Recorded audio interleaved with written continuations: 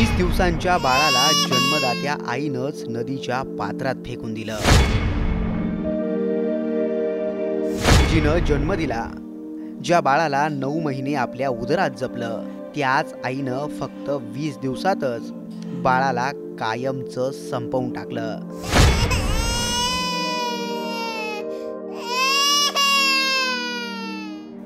मुलं ही देवाघरची फुलं असतात।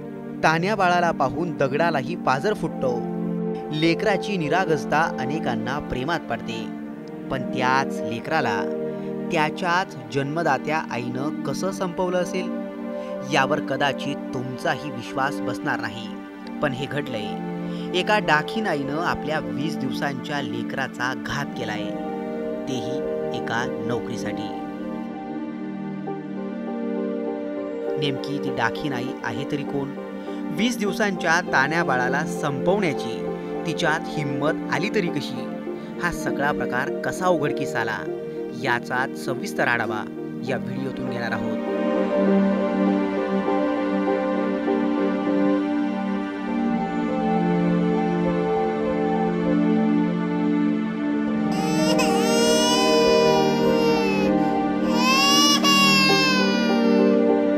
काळजाला पाजर फोडणारी घटना गोंदियातल्या डांगोर्लीतली आहे। याच गावातून एका महिलेनं धावत पळत पोलीस स्टेशन गाठलं आणि पोलिसांजवळ एक धक्कादायक तक्रार केली।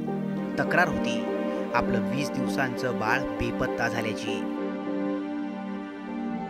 तक्रारदार महिलेचं नाव होतं रिया फाये। रिया फायेनं आपल्या बाळाचं एका अज्ञात व्यक्तीनं अपहरण केल्याची धक्कादायक तक्रार केली। या तक्रारीनं परिसरात एकच खळबळ माजली। लहान पोरं पळवणारी टोळी सक्रिय झाली का अशा चर्चांनाही उधाण आलं।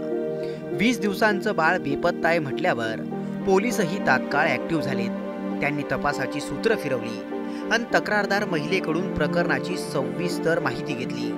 त्याच माहितीतून समोर आलं एक न पचणारं सत्य। कारण रिया सतत आपले जबाब बदलत होती। ती पोलिसांशी खोटं बोलते याचा पोलिसांना संशय आला। पोलिसांनीही तिला आपल्या कात्रीत पकडण्यासाठी प्रश्नांची सरबत्ती केली। यातूनच रियानं आपल्या बाळाला वैनगंगेच्या पात्रात फेकून दिल्याची धक्कादायक कबुली दिली। पोलिसांनी तात्काळ घटनास्थळ गाठलं। तान्या लेकराचा शोध सुरू झाला। गावकऱ्यांच्या मदतीनं पोलिसांनी अख्खं नदी पात्र पालथं घातलं। नेमकं त्याच ठिकाणी त्यांना 20 दिवसांच्या त्या कवळ्या जीवाचा मृतदेह आढळला। तान्या बाळाचा मृतदेह आणि त्याच्या खुनी आईचा चेहरा पाहून एका क्षणासाठी पोलीस आणि गावकरीही थबकले। जन्मदात्री आईच आपल्या लेकरासोबत असं कसं करू शकते असा प्रश्न अनेकांना पडला।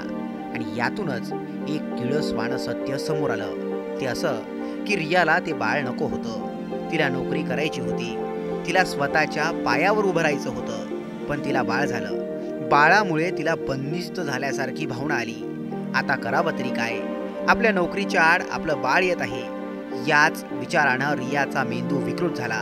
त्यातूनच तिनं हे क्रूर कृत्य केल्याची कबुली दिली। 17 नोव्हेंबरच्या रात्री संधी साधत त्या डाखीन आईनं आपल्याच लेकराला वैनगंगेच्या पात्रात फेकून दिलं आणि स्वतः बाळाच्या अपहरणाचं नाटक केलं।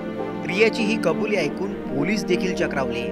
रियाला खरंच आई म्हणावं की राक्षसीन असा प्रश्न अनेकांना पडला। स्वतःच्या स्वार्थासाठी रियानं आपल्याच काळजाच्या तुकड्याला कायमचं संपवलं। रियाच्या या अघोरी मानसिकतेबद्दल तुम्हाला काय वाटतं? कमेंट करून नक्की कळवा।